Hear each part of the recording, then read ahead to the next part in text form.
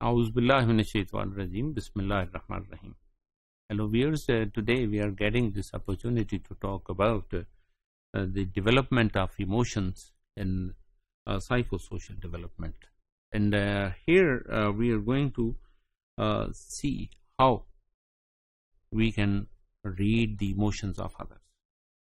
And it's very interesting that the child is reflecting its non-verbal cues and using the body language, and we'll see by the survey that the child body language is different while in the condition of anger.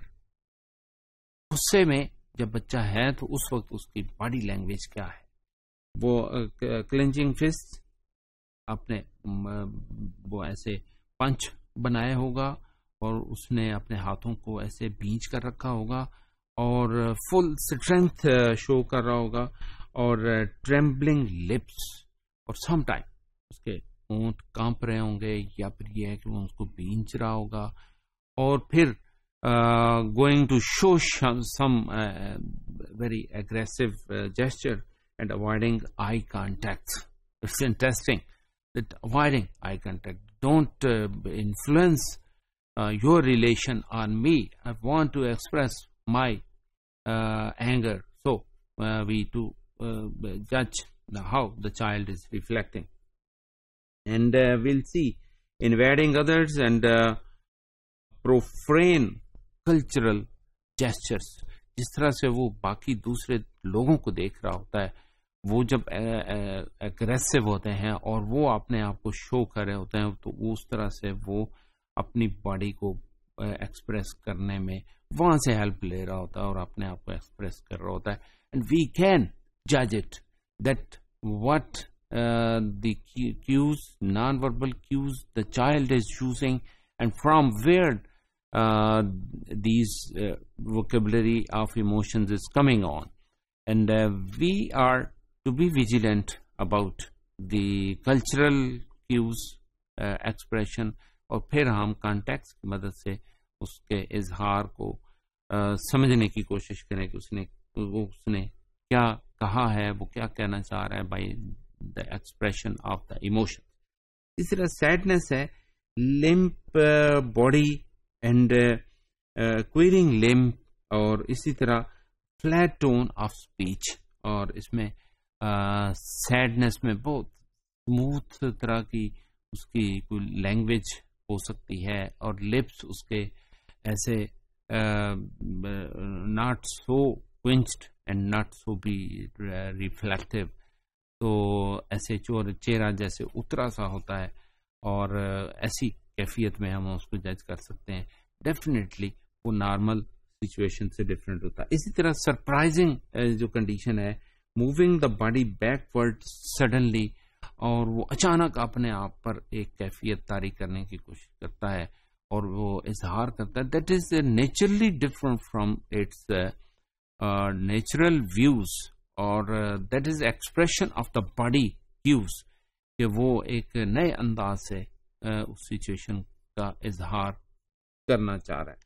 और इसी तरह when the happiness is going to be expressed by the child, it is the expression by relaxed muscles and also open arms and legs, comfortable posture. happiness में उसके जो postures हैं वो बड़े relaxed होंगे और उससे हम जज कर सकते हैं कि the mood is very relaxed, and we can get benefit of it for the change of the behavior, for giving the directions, or for giving the smooth directions for the change of behavior, for adoption of the latest or retaining of that particular behavior if we agreed upon that particular behavior. And the same one is fear. Fear is one of the expression that shaky voice, और हम जज कर लेते हैं कि इसकी voice में जो प्रॉब्लम है, और फिर यह है कि grasping by getting and also drawing in of body limbs, अपने लिम्स को जब वो यानी अपने जिस्म को वो समेट रहा है और लग रहा है जैसे वो फैलाव की बजाय सिकुड़ रहा है, जो कि बाहर की तरफ से उस पर दबाव होता है, उसके मसल्स पर दबाव होता है और वो इतना एक्सप्रेसिव नहीं रहता। और फिर ये है कि avoiding eye contact and unable to show something और अनएबल टू एक्सप्रेस समथिंग, बोलना मुश्किल हो जाता है, एक्सप्रेस करना मुश्किल हो जाता है। और फिर यह है कि मसल जो है वो टेंस कंडीशन में होते हैं। और इसमें हम ये भी देख सकते हैं कि हैंड शेक्स, उसका जो है ना वो उसके साथ अगर हाथ मिलाकर देखना चाहें तो उसकी एनर्जी जो है ना वो वी फील इट टफ, यूं लग रहा होता है something is different as earlier in the normal condition was observe. और इसमें यूनिवर्सल एक्सप्रेसिव एक्सेप्टेबल ग्रीटिंग्स उसके अंदर मौजूद हो सकती हैं और वो हाथों के जरिए अपनी expression of emotions by showing in the form of energy और energetic reflection of the muscles and it is representing the gestures of good shake hand expression of the good emotions. इस तरह हग से it's a wonderful way of judging affection towards the other, and it's one of the way when we are asking to hug and we'll see कि ऐसे उसको गले मिलने से उसके जिस्म में जो एक रिलैक्स मूड है वो हैप्पीनेस को शो कर रहा है और टेंस मूड है तो उसमें फियर और एंगर के जज्बात मौजूद हो सकते हैं।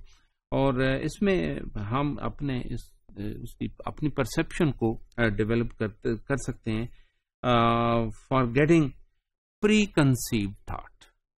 इट्स वेरी इंपॉर्टेंट कि हमने बच्चे के बारे में जो एक प्री कंसीव थाट डेवलप किया होता है उसके थोड़ी देर के लिए हमें we have to set it aside और हमें ये देखना है कि वो अब जो इजहार करना चाह रहा है वो लैंग्वेज है, वो बॉडी लैंग्वेज है, उसके एक्सप्रेशंस हैं, वो क्या है। अगर हम उसके पुराने कॉन्टेक्स्ट में उसको देखेंगे और जो हमने इमेज बना रखा ये तो बात ही ऐसे करता है, ये तो हमा वक्त डरा होता है, ये तो है ही ऐसा, ये तो हमा वक्त गुस्से में रहता है, तो इससे हटकर हमें उसके जज्बात को जज करना है। और इसी तरह हम देखते हैं कि we to improve our listening skills, what the child is saying, what those words the child is adopting, or what those meanings are there of those words that the child is expressing.